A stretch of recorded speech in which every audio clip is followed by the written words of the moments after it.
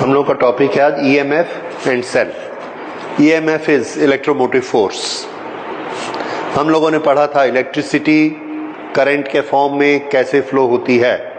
It is a motion of charge particles in A complete circuit. उस complete circuit को थोड़ा सा अब हम स्टडी करते हैं। जैसे हमारे पास एक कन्वेयर बेल्ट है, ये कन्वेयर बेल्ट बहुत सारी लिंक से बनी हुई है और ये सभी लिंक्स जो हैं ये चार्ज पार्टिकल्स हैं। ये सब चार्ज पार्टिकल एक दूसरे से जुड़े हुए हैं।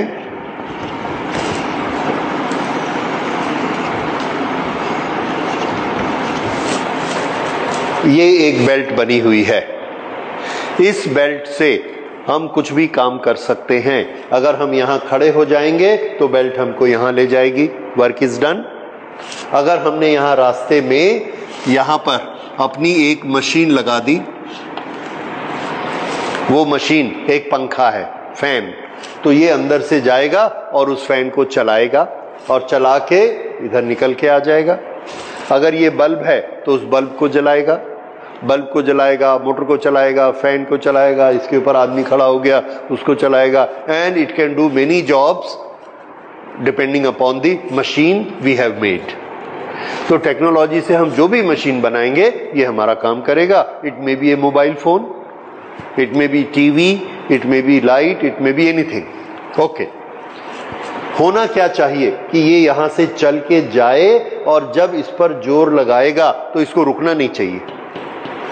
धक्का मार के ऐसे निकलेगा तो पंखा चलेगा, और अगर ये पुश किया और पंखे को नहीं चला पाया तो पूरी बेल्ट बंद हो जाएगी। हम लोग देखते हैं बेल्ट बंद हो जाती है। इसका मतलब इसमें इतनी एनर्जी होनी चाहिए कि इसको चला सके। एनर्जी देता कौन है, फोर्स लगाता कौन है?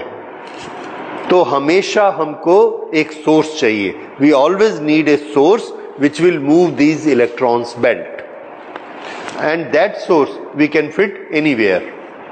कहीं भी हम वो सोर्स लगा सकते हैं, यहां लगा सकते हैं, यहां लगा सकते हैं, यहां लगा सकते हैं। तो हमने क्या किया, ये दो पुली है इन दिस अरेंजमेंट, यहां पर हमने ये एक सोर्स लगा दिया।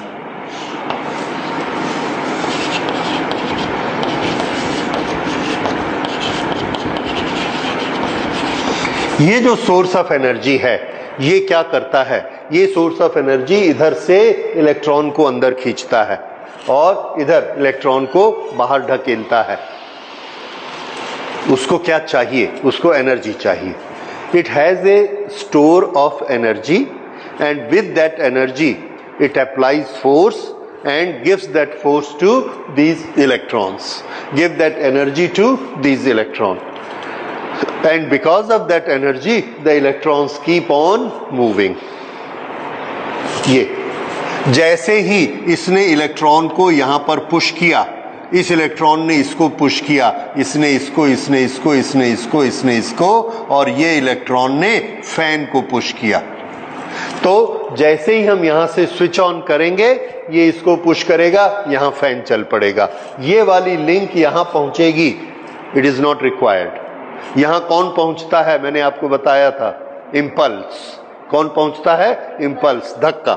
जैसे ही इसने किया पूरी बेल्ट चालू हो गई, तो जो जहां था वहां का वहां वो चलना शुरू कर देता है। So energy gets this impulse and because of this impulse the whole thing starts moving. Okay, ये एनर्जी देता है। ये जो एनर्जी देने वाला सोर्स है ये हमको चाहिए जो कि इलेक्ट्रॉन को घुमाए। एनर्जी देने वाले source according to our need हमारे पास बहुत होते हैं। जैसे हमने कुएं में से पानी निकालना है, one source is our muscular force. बाल्टी लटकाया और हम अपने मस्कुलर फोर्स से, उस समय हुई source of energy our body. हम ये कर सकते हैं कि वहां पर एक मोटर लगा दें, इलेक्ट्रिकल एनर्जी को खर्च करके पानी को हम उठा लें। तो जहां कहीं भी हमको मोशन करके वर्क करना है, we need source of energy.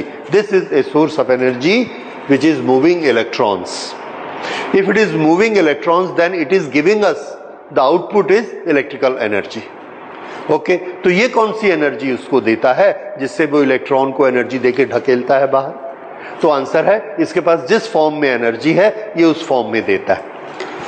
अब इसमें हमने देखा नेचर में हमारे पास कौन कौन से सोर्स हैं जो इलेक्ट्रॉन्स को एनर्जी देके इलेक्ट्रिकल एनर्जी क्रिएट कर सकते हैं। तो उसमें हमको एक सोर्स मिलता है, दैट इज इलेक्ट्रोकेमिकल सेल। ये जो इलेक्ट्रोकेमिकल सेल है, दिस गिव्स एनर्जी। अब एनर्जी के साथ हम लोग गिव शब्द को प्रयोग नहीं कर सकते because it does not generate energy. It gives energy means what? It is converting energy from one form to the other form, और जो फॉर्म में एनर्जी इसके पास स्टोर होती है वो फॉर्म होता है केमिकल एनर्जी। तो सेल के पास क्या होती है?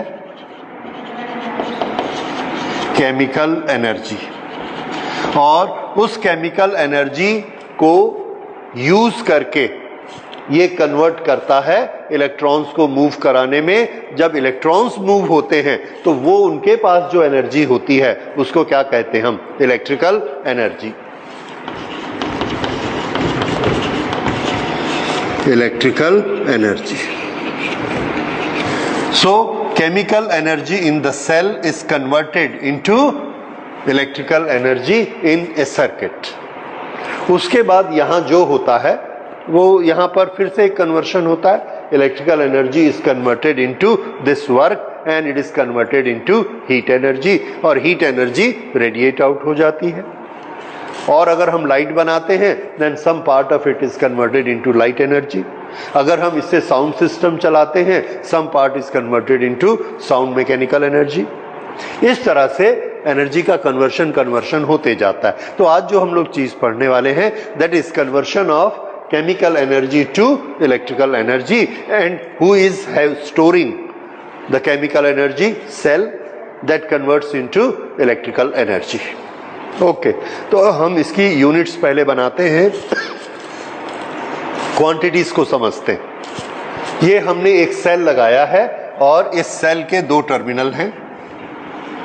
एक टर्मिनल को हम पॉजिटिव टर्मिनल और एक को नेगेटिव टर्मिनल कहते हैं। ओके, तो हम ये मानते हैं कि नेगेटिव टर्मिनल से इलेक्ट्रॉन आएंगे, सॉरी पॉजिटिव चार्जेस प्लस से निकलेंगे और ऐसा मूव करके माइनस में आएंगे और फिर सेल के अंदर माइनस से प्लस में जाएंगे।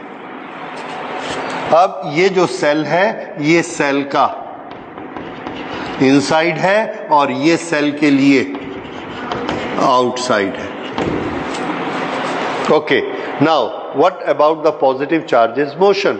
The positive charges move from positive terminal, this is positive terminal of the cell,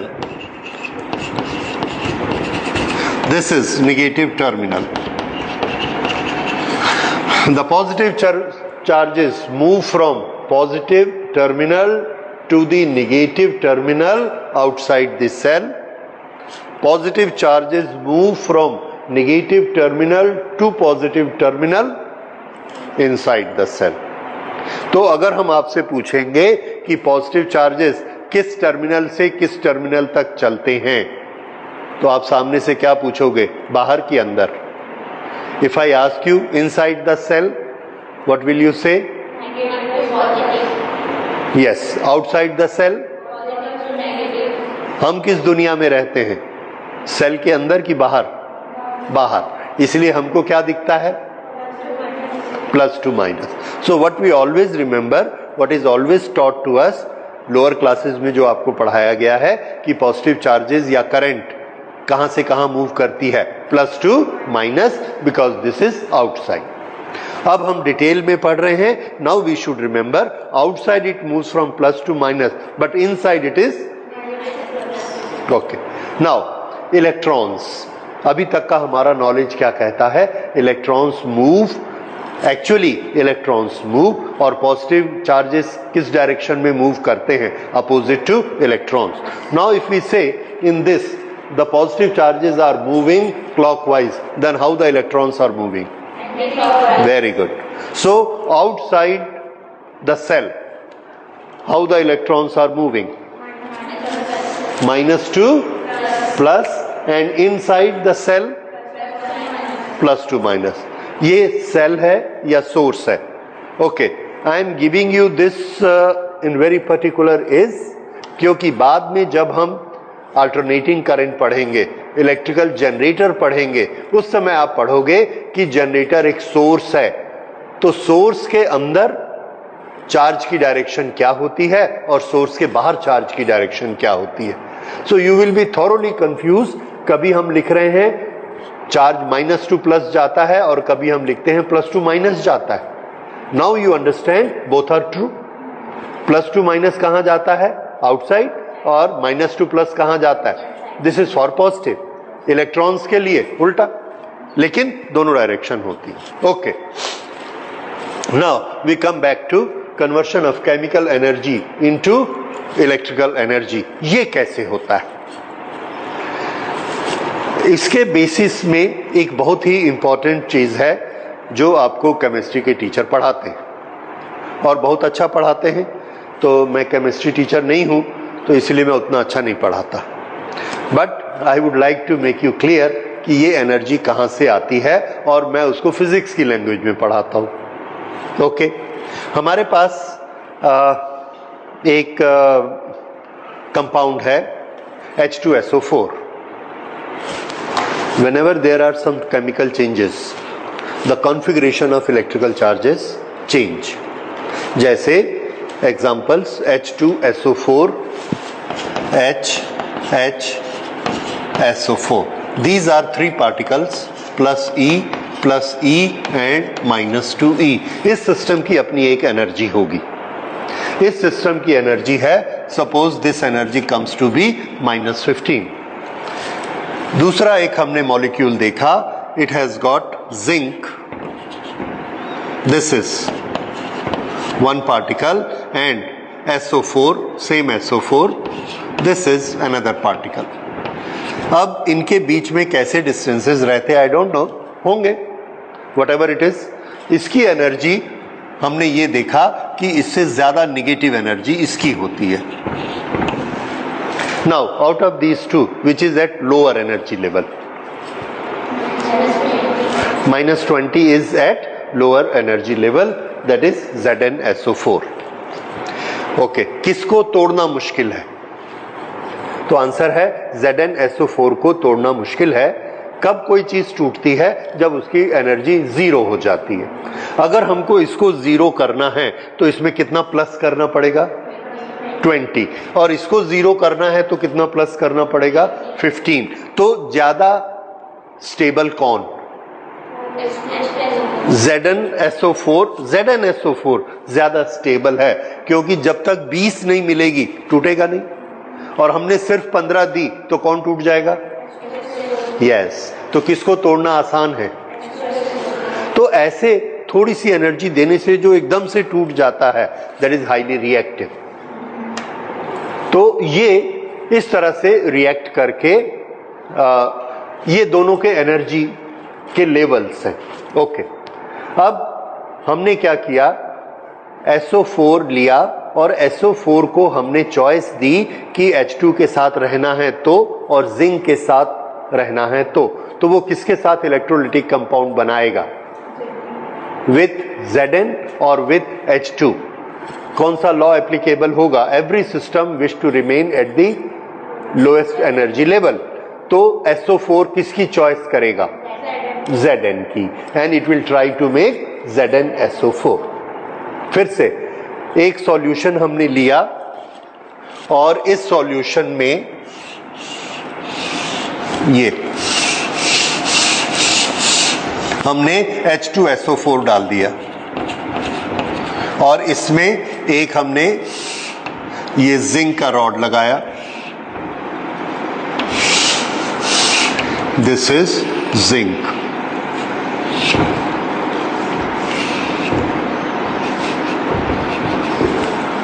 okay, अब H2SO4 इसमें H2 के आयन है, SO4 के आयन है और जिंक मटेरियल है, ये इसमें है।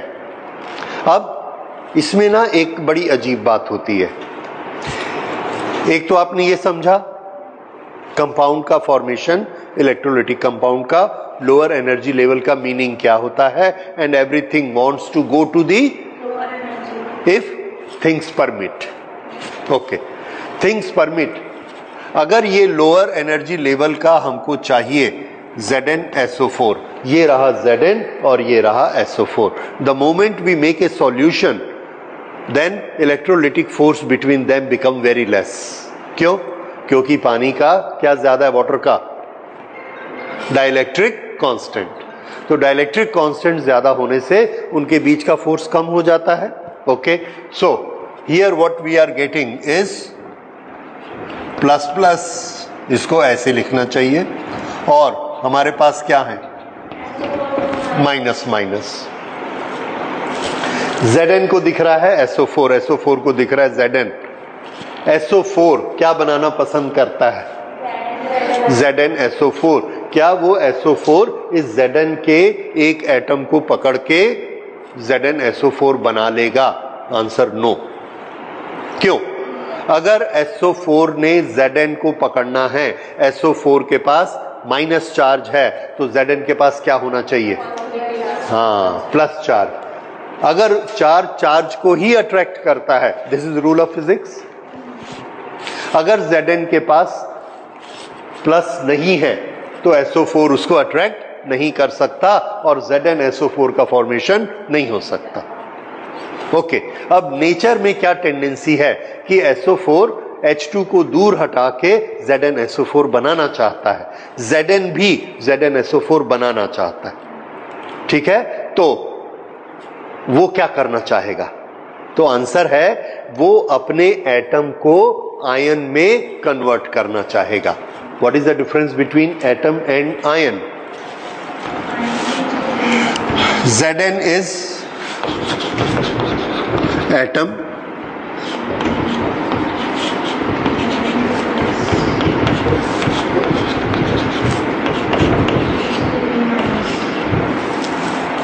ठीक है ये। ओके, SO4 के साथ पेयरिंग कौन करेगा, Zn या Zn प्लस प्लस? ये पेयरिंग करेगा। क्या Zn पेयरिंग करेगा? नहीं करेगा। तो ये Zn अगर इसके साथ पेयरिंग करके ZnSO4 बनाना चाहता है, दैट वी से they develop a negative potential. अगर ये बनाना चाहता है तो उसको क्या बनना पड़ेगा? Zn प्लस प्लस बनना पड़ेगा, और Zn प्लस प्लस बनने के लिए इसको क्या इजेक्ट आउट करना पड़ेगा? 2 इलेक्ट्रॉन उसको इजेक्ट आउट करने पड़ेंगे। तो ये क्या करता है, अपने 2 इलेक्ट्रॉन को बोल देता है जाओ, ये यहां पर इसके इलेक्ट्रॉन इकट्ठे हो गए। किस तैयारी में है? ये इजेक्ट होने की तैयारी में है। फिजिकली यहां नहीं है, पूरी सरफेस में वो उस सब का एनर्जी लेवल ऐसा हो गया कि वो निकलने को तैयार है। एनर्जी लेवल सबका बढ़ गया। अब वो बाहर निकल जाएंगे कब? आंसर है जब हम उनको रास्ता देंगे। दूसरा, कब बाहर निकलेंगे? जब उनको सामने कुछ पॉजिटिव मिलेगा, क्योंकि इलेक्ट्रॉन किधर जाता है? सामने पॉजिटिव। तो उसको सामने कुछ पॉजिटिव चाहिए, तब वो जाएगा, नहीं तो नहीं जाएगा। तो यहीं खड़ा है। ओके, लेकिन ये अब हमको मालूम है कि Zn के पास एक सेना तैयार है। वो सेना किसकी है? इलेक्ट्रॉन को किस चीज के लिए तैयार है? इजेक्ट होने के लिए तैयार है। ये उसकी एनर्जी है, ये उस सेना की एनर्जी है। पूरी भीड़ बना के गेट पर आ गई। अब उसको बाहर निकलना है, गेट खोलो, जाएगी। लेकिन गेट के बाहर रास्ता नहीं है, इसलिए हम गेट खोलते नहीं। ठीक है, सामने क्या मिलना चाहिए? पॉजिटिव, तब वो जाएगा। Okay, so now we have understood कि Zn में से इलेक्ट्रॉन क्यों निकलेंगे। ये समझ आ गया आपको? इसी को हम टेक्निकल लैंग्वेज में कह सकते हैं, फिजिक्स की लैंग्वेज में, whenever we dip a zinc in H2SO4, zinc develops a lower potential. Zinc develops a lower potential. इसका ये मतलब है कि उसके इलेक्ट्रॉन निकल के बाहर जाना चाहते हैं, और इलेक्ट्रॉन के कारण उसका पोटेंशियल लोअर हो गया। So zinc develops a lower potential with reference to the solution, with reference to the solution, उसका पोटेंशियल लोअर हो गया। लोअर होने का मतलब क्या होता है, उसके पास कौन से चार्जेस आ गए, नेगेटिव, लेकिन उसका नेट चार्ज क्या है, अभी भी जीरो, क्योंकि हमने इलेक्ट्रॉन को निकलने का रास्ता नहीं दिया, राइट। अब इलेक्ट्रॉन निकलकर जाना चाहते, हम क्या करते हैं, यहां एक कॉपर प्लेट लगा देते हैं, कोई भी एक कंडक्टर लगा देते हैं। So one of the best conductor is copper. ये SO4 इस तरफ जाना चाहता है, ओके। ये कॉपर प्लेट लगाकर हम इसको और इसको एक स्विच लगाकर, एक बल्ब लगाकर कनेक्ट कर देते हैं। अब ये जो इलेक्ट्रॉन है यहां ढूंढते, कोई प्लस है क्या, प्लस है क्या, प्लस है क्या, प्लस है क्या, और कहां तक आ जाते हैं, यहां तक। इसके अंदर इलेक्ट्रॉन वाला SO4 कहां जाएगा, जैसे ये इलेक्ट्रॉन निकलने की कोशिश करता है, इसका चार्ज कौन सा डेवलप होगा, प्लस। इसमें क्या डेवलप हो रहा है, प्लस। ऊपर से कौन निकल रहा है, माइनस। जैसे ही ये जिंक यहां पॉजिटिव बनता है, ये इसकी तरफ जाएगा, यहां क्या बना, प्लस। SO4 इसकी तरफ गया, H2 का क्या होगा, ये प्लस इसको क्या करेगा, रिपेल। तो H दूर हटता है और SO4 इसकी तरफ आता है। H दूर हट के ये ऐसा आया, किसको टच किया, कॉपर को। ये इसने कॉपर को यहां पर ऐसा टच किया, तो कॉपर को कांटेक्ट में आया, कॉपर के पास कौन सा चार्ज आ गया, प्लस आया इसके पास। ये इलेक्ट्रॉन किसको ढूंढ रहे हैं, प्लस को, ये मिला प्लस। तो सब ये जो इलेक्ट्रॉन है ये दौड़ते हुए यहां से आया और यहां आके इस प्लस की तरफ आ गया, ये यहां पर आ गया। अच्छा, अब जैसे ही यहां से दो इलेक्ट्रॉन निकल गए, यहां पर ये जो Zn था किस में कन्वर्ट हो गया, फिर जैसे ही ये Zn प्लस में कन्वर्ट हुआ, इस Zn प्लस ने क्या किया, वेरी गुड, SO4 के साथ ये कंबाइन हो गया और इन्होंने क्या बना लिया, ZnSO4, ये बन गया, ठीक। तो H2SO4 का क्या हुआ,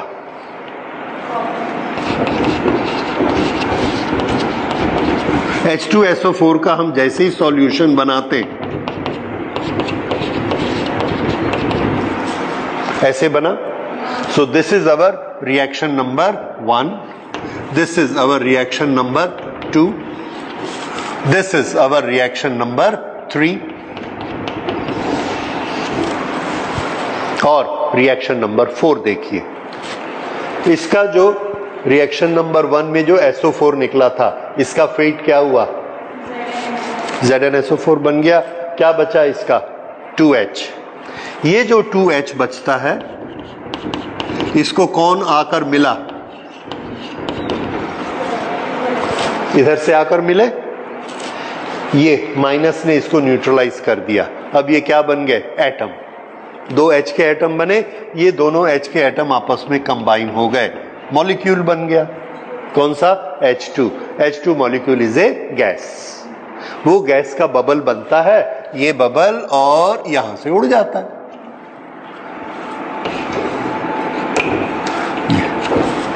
खेल खत्म। तो इस पूरे खेल में हुआ क्या,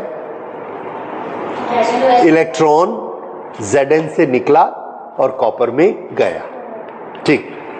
अब H इधर आया था, H के पास पॉजिटिव एनर्जी थी, उस एनर्जी से उसने, हम क्या बोलते हैं, जैसे ही ये H रिपेल होके इधर आता है कॉपर के पास, हम कहते हैं कॉपर में एक पॉजिटिव पोटेंशियल डेवलप हो जाता है। फिर से सुनिए, व्हेन, ये बुक्स में आपको लिखा हुआ मिलेगा इस लैंग्वेज में, when a zinc rod is dipped in H2SO4 it develops a negative potential minus 0.7 volt. When a copper is dipped in H2SO4 it develops a positive potential 0.6 और 0.5 वोल्ट प्लस 0.5 और उसके पास minus 0.7 y minus y plus because of hydrogen in contact. तो इसके पास positive potential develop हो गया और इसके पास नेगेटिव पोटेंशियल डेवलप हो गया। Now we connect the two. अभी तक खाली पोटेंशियल डेवलप हुआ है and I tell you potential develop होने से करंट फ्लो नहीं होती। कब फ्लो होती है? When circuit is complete. तो जैसे ही हम इस सर्किट को कंप्लीट करते हैं इलेक्ट्रॉन यहां से इधर जाते हैं। कितनी एनर्जी लेके? 0.7 इसकी, 0.5 इसकी। पोटेंशियल डिफरेंस कितना हुआ? Plus 0.5 to minus 0.7 that is 1.2 volt. तो इन दोनों के बीच पोटेंशियल डिफरेंस कितना आ गया? 1.2 वोल्ट। तो जो इलेक्ट्रॉन जाएगा उसके पास कितनी एनर्जी होगी? 1.2 वोल्ट। जब वो उस एनर्जी से जाएगा यहां से और रास्ते में हमने ये बल्ब लगा दिया, बल्ब के अंदर उसको खूब कोलिजन करना पड़ता है, करता है क्योंकि उसके पास एनर्जी है 1.2 वोल्ट। पूरी एनर्जी से वो कोलिजन करता है, बल्ब जलता है, उसके बाद वो प्लस में वापस आ जाता है और हम देखते हैं लगातार बल्ब जलता रहता है। क्यों कंटिन्यूअस जलता रहता है? क्योंकि इलेक्ट्रॉन कंटिन्यूअस जाते रहते हैं। अच्छा, अब देखिए यहां पर एक H2SO4 है, इसके पास कौन से चार्ज हैं? नेगेटिव। ये इलेक्ट्रॉन यहां पर आया, ये Zn प्लस बना, इधर वाला SO4 इधर अटैच हो गया, जगह खाली हुई, इसने और माइनस वाले को खींचा, ये और इधर स्लाइड हो गया। फिर एक और Zn बना, ये और इधर स्लाइड हो गया, एक और Zn बना और ये यहां जाके ZnSO4 बना लिया। तो कौन कौन इसमें ड्रिफ्ट हो रहा है? SO4 को बोलिए माइनस चार्ज। कौन ड्रिफ्ट हो रहा है? Negative charge. तो नेगेटिव चार्ज यहां से ऐसे ड्रिफ्ट हो रहा है, माइनस ही, ये गया। यहां के इलेक्ट्रॉन कहां गए? ऊपर। यहां से इलेक्ट्रॉन कहां गए? इधर। यहां से इलेक्ट्रॉन कहां गए? इधर। यहां से इस तरफ और यहां से इधर, यहां से इधर, और इस SO4 का जो साथी था H2, यहां तक इलेक्ट्रॉन आए और यहां पर इसका बबल बन गया। इसका SO4 कहां गया? इधर। SO4 में कौन सा चार्ज था? तो देखिए निगेटिव चार्ज यहां से चला, यहां आया, यहां गया, यहां गया, यहां आया, फिर अगले SO4 का नेगेटिव चार्ज यहां चला गया, फिर यहां गया, फिर यहां गया, फिर यहां आया, फिर यहां आया। सर्किट कंप्लीट हुआ। सर्किट कंप्लीट हुआ। हमने क्या किया? हमने ये यहां पर एक कार्डबोर्ड डाल दिया। अब ये SO4 इधर नहीं आ सकता। हमने देखा बल्ब बंद हो गया। समझ गए आप क्यों हो गया? क्योंकि अगर ये SO4 यहां नहीं आएगा और ये Zn को निगेटिव नहीं मिलेगा तो ये Zn अपना निगेटिव नहीं निकालेगा। तो क्या जरूरी है कि ये वाला निगेटिव चार्ज यहां पर आए, और इसी को हम बोलते हैं it is necessary that circuit is complete. तो इसका सर्किट कैसे कंप्लीट होता है? जब उसके अंदर से निगेटिव चार्जेस जाते हैं तब सर्किट कंप्लीट होता है। तो ये मत सोचिए the current flows from terminal to terminal. Actually current flows total, अंदर भी करंट होती है, बाहर भी करंट होती है। समझ आया? सो this is how current flow in a circuit. अच्छा, अब ये एनर्जी आई कहां से? तो आंसर है वो तो सबसे पहले हमने डिस्कस किया था। This is the energy difference between H2SO4 and ZnSO4। ये वो वाली एनर्जी। अच्छा, कब तक ये सेल चलता रहेगा? अनंत काल तक है? हाँ, कब खत्म होगी एनर्जी? देखकर बताइए। हर एक बार इलेक्ट्रॉन चलाने के लिए कौन टूटता है? यस, फिर दूसरा इलेक्ट्रॉन देने के लिए कौन टूटेगा? दूसरा H2SO4, तीसरा H2SO4। तो सेल कब तक चलेगा? वेरी गुड, जब तक H2SO4 जिंदा है, ठीक है, तब तक सेल चलेगा। दूसरा और एक रीजन और बताइए लिमिटेशंस। जब तक Zn खत्म नहीं होगा, Zn भी तो चाहिए ना हमको सामने। तो Zn अगर खत्म हो गया सेल बंद, H2SO4 खत्म हो गया सेल बंद। अब ये तरीका समझ आ रहा है कि एनर्जी कहां से कहां जाती है और सेल हमको कैसे एनर्जी देते हैं, राइट। अब एक चीज पक्का याद रखिए, जब भी किसी सर्किट में करंट फ्लो होती है, the same current as whole current pass through the source. Here source is cell. तो ऐसा कभी नहीं होता कि बाहर की करंट ज्यादा हो, अंदर की करंट कम होगी, थोड़ी सी चली जाएगी उसमें से, नो, फुल जाएगी, ठीक है। Otherwise our continuation principle is not followed. Okay, so this is how current flows and this is the circuit. यहां पर हमने एक रेसिस्टेंस लगाया। ये रेसिस्टेंस लोड फैन हो सकता है, बल्ब हो सकता है, हमारा इलेक्ट्रॉनिक सर्किट हो सकता है, कुछ भी हो सकता है। हम लोग इसको नॉर्मली R से दिखाएंगे और इसका नाम हम रखेंगे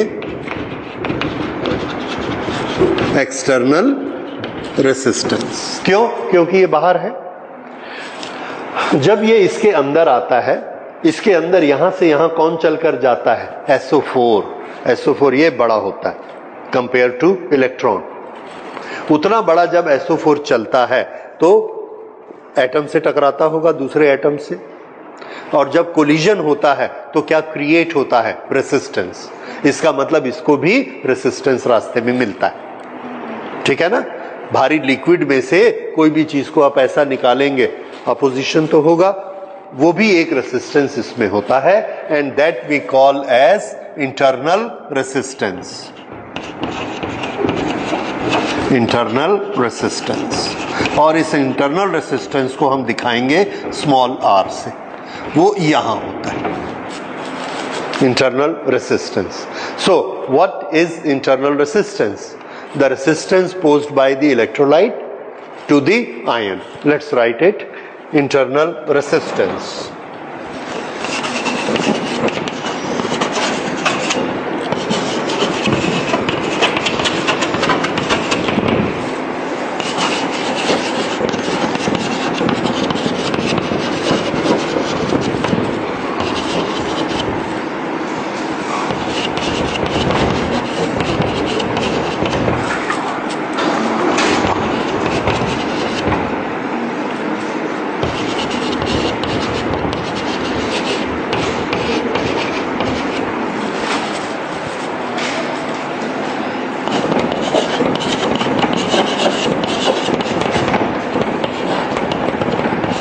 और इसको क्या मेंशन करेंगे?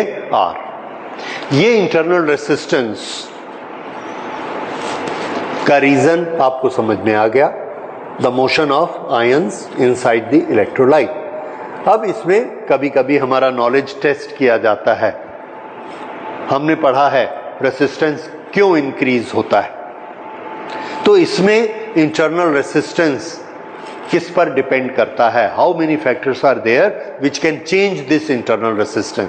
We all know that internal resistance affect, any resistance affect current in the circuit. करंट किसके बराबर होती है? Calculation V upon R। तो अगर रेसिस्टेंस कम होगा तो करंट ज्यादा होगी, तो ये रेसिस्टेंस के कारण इस सेल की करंट भी अफेक्टेड होगी। अब ये रेसिस्टेंस किस पर डिपेंड करता है? What are the factors? Okay, फटाफट नोट कर लीजिए, factors on which internal resistance depends.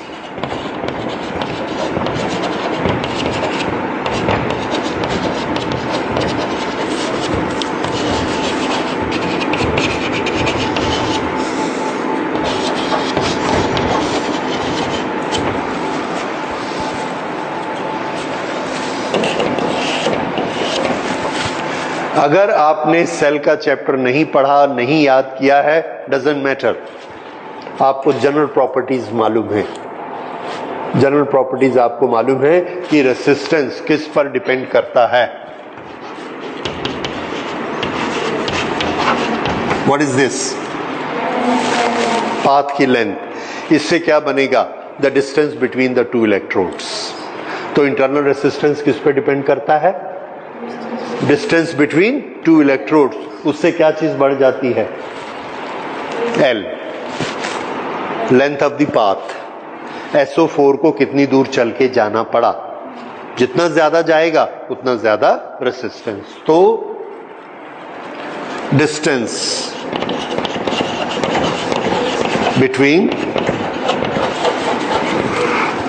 Electrodes increase.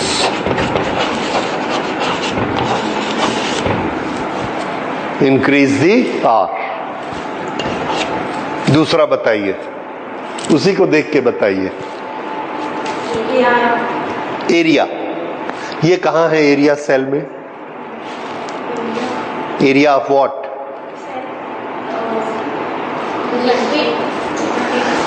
ये इलेक्ट्रोड है, इसको मैंने पानी में डुबाया. ये इतना डूब गया पानी में. इस पूरे एरिया में SO4 जाकर कंबाइंड होते. This is the area. अगर इलेक्ट्रोलाइट को ऐसा बढ़ा दिया, now this is the area. ये एरिया होता है. अगर एरिया बड़ा होगा तो रेसिस्टेंस कैसा होगा? कम होगा. इसीलिए हमारी कार की बैटरी में पानी भरा रहना चाहिए. कहते हैं ना, बार बार हम लोग पानी भरते. Area should be larger. Right? Okay. इसी से अगर आप इस कंसेप्ट को फंडामेंटली समझ गए हैं तो आपके क्वेश्चन कंसेप्चुअल दूसरे भी बन सकते हैं. When we pour water in our car battery, what happens to internal resistance? Increase or decrease? Decrease. समझ आया क्यों? Why? We are increasing the area for transmission. Right. इस तरह से छोटे छोटे क्वेश्चन अदरवाइज आपको कंफ्यूज कर सकते हैं. Now you understand the reason for it. So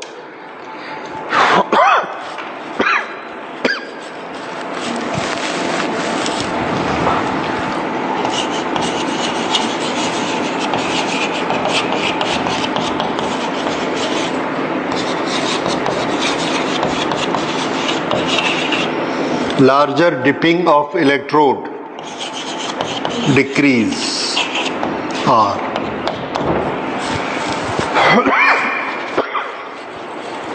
अब तीसरी और सबसे इंपॉर्टेंट चीज बताइए, अगर बैटरी गर्म हो गई, टेम्परेचर इंक्रीज हो गया तो क्या होगा?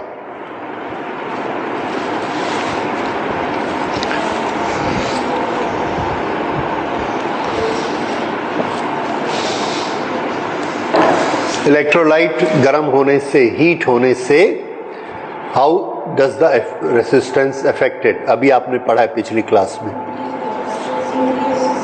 What? No. When the temperature increase, electrolyte become thin. When it become thin, its resistance decrease. तो इंटरनल रेसिस्टेंस क्या होगा? Decrease. Okay. So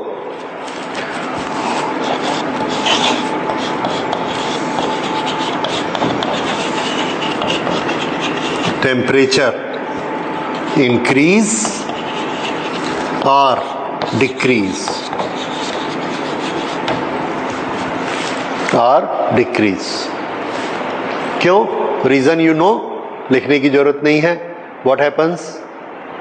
The electrolyte become thin, therefore resistance decrease. अब रेसिस्टेंस डिक्रीज होना अच्छी बात है कि बुरी बात है? बुरी बात है. क्योंकि जब रेसिस्टेंस डिक्रीज होता है तो करंट का क्या होगा? करंट इंक्रीज हो जाएगी, और जब करंट किसी चीज में इंक्रीज हो जाएगी तो वो गर्म होनी शुरू हो जाएगी. और गर्म होना अच्छी बात नहीं है. आपको गुस्सा नहीं आना चाहिए. ठीक है? ओके, तो गर्म होने से लॉसेस होंगे, that is a loss of heat which should not occur. इसलिए जब भी हम मोबाइल को चार्ज करते हैं तो आप देखते हो वो गर्म हो जाता है। वैसे ही अगर हम मोबाइल में बहुत देर तक बात करते हैं, करंट फ्लो होती है तो भी वो गर्म हो जाता है, and that is a loss of energy. ठीक है, लेकिन इसका रीजन क्या होता है? देखिए, ठंडे में अगर उसका लॉस 1 जूल पर सेकेंड हो रहा है, जब वो गर्म हो जाएगा तो करंट 2 गुना हो जाएगी, तो लॉस 4 गुना हो जाएगा, I²R। 4 जूल पर सेकेंड हीट निकलने लगेगी, और जब 4 जूल निकलने लगेगी तो वो और गर्म हो जाएगा, और गर्म हो जाएगा तो 16 जूल पर सेकेंड निकलने, 16 जूल पर सेकेंड। तो ये इस तरह से मल्टीपल होते चला जाता है। So we should be very careful कि इस तरह से ज्यादा एनर्जी मत निकले, और अगर ऐसा होगा तो क्या होगा? नहीं समझ आया? आग लग जाएगी। और आपने सुना है मोबाइल की बैटरी ब्लास्ट होती है, हाँ, it is because of this reason कि हम जब भी बैटरी को चार्ज करते हैं, it should be properly ventilated, यानी वहां पर हवा चलती रहनी चाहिए ताकि वो गर्म हो, उसकी हीट बाहर चली जाए। ये होना बहुत जरूरी है, और थोड़ा अपने से दूर भी रहना चाहिए। और कभी भी चार्जर, जल्दी वाले चार्जर की हड़बड़ी नहीं होनी चाहिए कि ऐसा चार्जर चाहिए कि 15 मिनट में फुल बैटरी चार्ज कर दे, हीट भी वो जबरदस्त करेगा। ठीक है, and that is risky. Anyway, हम लोग बैटरी की डिटेल नहीं पढ़ रहे हैं, so we won't do that. और ये आपने बैटरी की डिटेल पढ़ी। एक चीज मैं आपको बताऊं, construction of the battery, components of the battery, ये पहले आपके सिलेबस में होते थे, अभी ये सिलेबस में नहीं है। ये तो सिलेबस में नहीं है, पर इसके जितने क्वेश्चंस हैं वो सब सिलेबस में। ठीक है, जैसे what is the common source of electrical energy? Answer, cell, chemical cell. What happens in a chemical cell? Chemical energy is converted into electrical energy. What is internal resistance? The resistance of electrolyte between two electrodes. What are the factors which affect internal resistance? You know that? ठीक है, okay. इस तरह से सारे question इससे related आपसे पूछ लेंगे और फिर बोलेंगे बैटरी कोर्स में नहीं है। सो एनीवे, इसलिए मैंने बैटरी पढ़ाया, so that you can answer all this questions very well, and now you understand what is internal resistance, क्योंकि इंटरनल रेसिस्टेंस हमने बहुत आगे पढ़ना है। अच्छा, अब इसके बाद नेक्स्ट जो एक्चुअल हम चीज पढ़ रहे थे कि जब ये करंट फ्लो होती है, फिर से इस पे आते, ये बैटरी लगी हुई है, ये इसका प्लस है, ये इसका माइनस है। अब इसके अंदर जो भी है, we are not concern, we are concern कि there are 2 electrodes and here is electrolyte. इस इलेक्ट्रोलाइट की में कुछ रिएक्शन हो रहे हैं, और उसकी एनर्जी से, फिर से एक बार मैं याद दिला दूं, कॉपर, जिंक और H2SO4, इसमें से एनर्जी कौन देता है आपको? तो आंसर है H2SO4।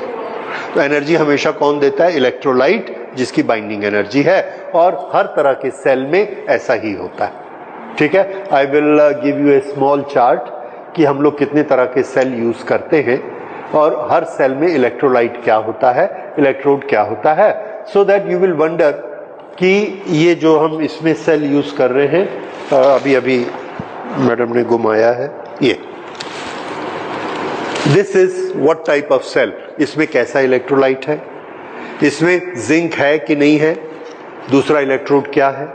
इसी तरह से आप एक सेल देखते हो जो हम अपने मोबाइल में डालते हैं, एक सेल हम अपने कैलकुलेटर में डालते हैं, घड़ी में डालते हैं, एक सेल जो कार में लगता है।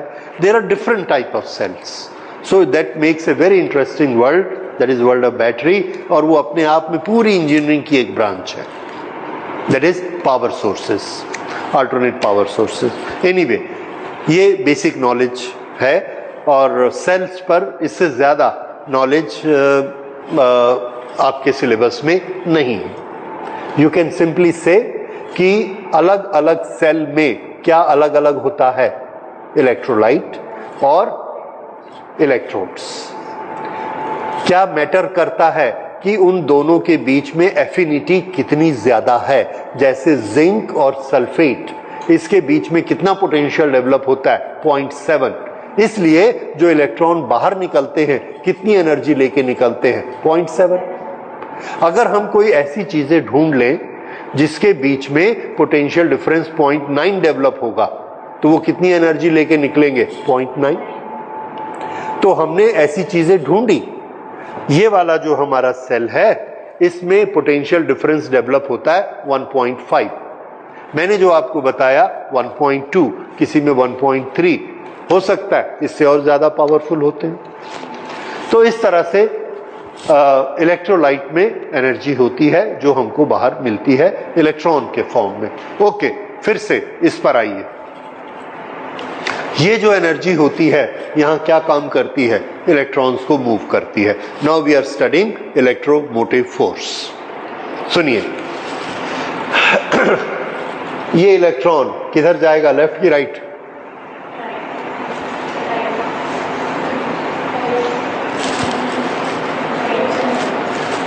राइट जाएगा इलेक्ट्रॉन। हाँ, इलेक्ट्रॉन राइट जाएगा, करेक्ट। ओके, ये वाला इलेक्ट्रॉन भी कहां जाएगा, राइट, क्योंकि पूरी बेल्ट ही तो ऐसी चलती है। देखिए, इसने इस इलेक्ट्रॉन को एनर्जी दी एक जर्नी करने के लिए।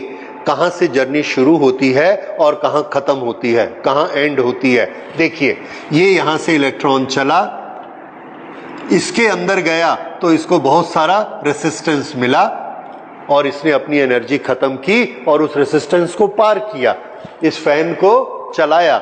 उसके बाद वो यहां से निकला, ये ऐसे चलते चलते चलते ये यहां आया, जर्नी खत्म, नो, यहां से फिर यहां तक गया, दूसरा साइकिल यहां से शुरू हुआ, तभी तो सर्किट कंप्लीट हुआ।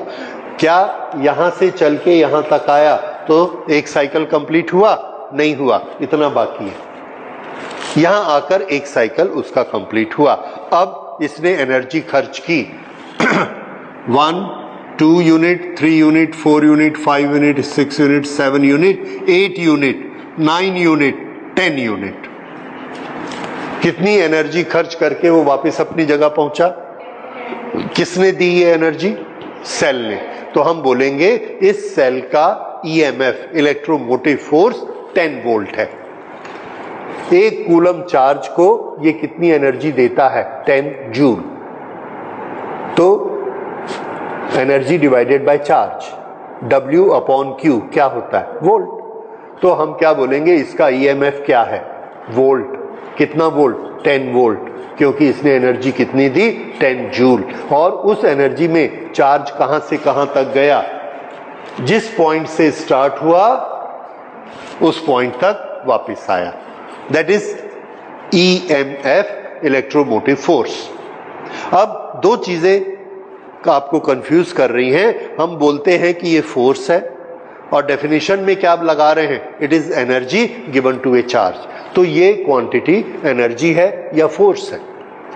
तो आंसर है, याद रखिए, ये मिसनोमर, यानी नाम से कुछ और दिखती है और असल में कुछ और है। ये basically energy, EMF is what? Energy. पर इसके नाम में क्या लगा हुआ है? फोर्स, क्योंकि इस एनर्जी के कारण चार्ज को फोर्स लगता है। किसी भी चीज को फोर्स लगाना हुआ है और अगर हम आपको बोलेंगे फोर्स लगाओ, तो आपके पास एनर्जी होगी तो फोर्स लगाओगे ना। इसलिए एनर्जी और फोर्स मिले हुए रहते हैं और उसका differentiation with respect to displacement is force. देखिए, एनर्जी क्या होता है? Work done, force multiplied by displacement. du is equal to force into ds। तो du बाई ds क्या हुआ? Force. What is du? Energy. तो एनर्जी का differentiation with respect to s ही क्या होता है? फोर्स। तो फोर्स किस पर डिपेंड करता है? Rate of change of energy, du by ds। तो जितनी एनर्जी होगी, जितना फास्ट उसका चेंज होगा, उतना ज्यादा हम फोर्स लगा सकते हैं किसी चीज पर। एनीवे, फिर से इसके पास एनर्जी है, इसलिए ये फोर्स लगाता है और उस एनर्जी को हम क्या कहते हैं? Electromotive force. ठीक है, इस पर अब और ज्यादा बहस की जरूरत नहीं है। और अब आप इसकी डेफिनेशन लिख लीजिए, व्हाट इज इलेक्ट्रोमोटिव फोर्स। अच्छा नहीं, एक चीज और पहले समझ लीजिए, यहां से हमने डिस्कस किया था, ये ऐसा आया, कितने यूनिट काम किया इसने, 10। अच्छा, फिर से यहां से एक कूलम चार्ज निकला, 1 2 3 4 5 6 7 8 प्लस आ गया, हमारी दुनिया खत्म। क्योंकि हम किस दुनिया में रहते हैं? हाँ, हमने ये बोला कि इस सेल ने जो चार्ज निकाला था यहां से, वो चार्ज यहां पर वापस हमने इसको दे दिया। उसने कितना काम करके दिया हमको? 8 जूल। तो इसका पोटेंशियल डिफरेंस 8 है। अब बताइए उसका पोटेंशियल डिफरेंस 8 है कि 10 है? तो हमारा आंसर है दोनों है, क्योंकि हम तो क्लियर बात समझ रहे हैं ना। तो हमने ना दोनों के नाम अलग अलग रख दिए। जब एक चार्ज एक साइकिल को फुल करता है तो उसका नाम रखा ईएमएफ, और जब टर्मिनल से टर्मिनल तक चल के आता है तो उसका नाम रखा टर्मिनल पोटेंशियल। क्या नाम रखा? समझ में आ गया? ये टर्मिनल पोटेंशियल होता है। बस सिर्फ पोटेंशियल क्या होता है? वो तो हमारा पुराना दोस्त है। Potential between 2 points is what? Work done when the charge is taken from one point to the other point.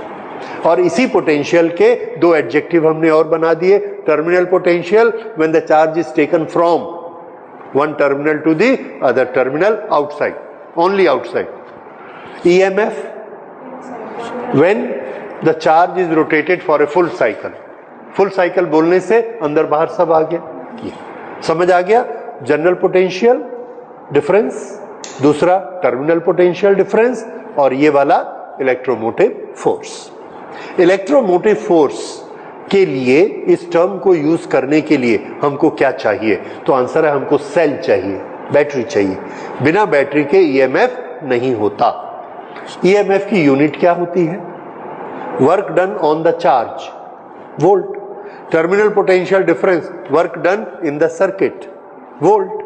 Potential difference, work done from one point two other point, volt, सब वोल्ट। तो हमको ये समझ में आना चाहिए कि EMF और टर्मिनल पोटेंशियल डिफरेंस, इनमें क्या डिफरेंस है। And I hope now it is clear to you. और ईएमएफ किसका होता है? किसी भी सोर्स ऑफ एनर्जी का होता है, और पोटेंशियल डिफरेंस तो कोई भी दो पॉइंट के बीच में होता है। जैसे हमने बोला यहां एक लगा है, यहां एक और रेसिस्टेंस लगा है, ये दो पॉइंट के बीच जो है work done per unit charge, वो क्या है? पोटेंशियल डिफरेंस है कि ईएमएफ है? Potential difference. Work done between two points is what? Potential difference. Work done from this point two this point, potential difference. इसमें से कोई भी ईएमएफ नहीं है। ईएमएफ सिर्फ कौन है? और इस पूरे के लिए बीच में क्या चाहिए? Source. So EMF is property of a source. It will be used only for with reference to source. तो EMF एक बैटरी का होता है, EMF एक सोर्स का होता है। EMF सर्किट का दो पॉइंट के बीच वो वाला वोल्टेज नहीं होता, जबकि यूनिट सबका क्या है? Volt, right? Okay, now we will write down what is EMF of a cell.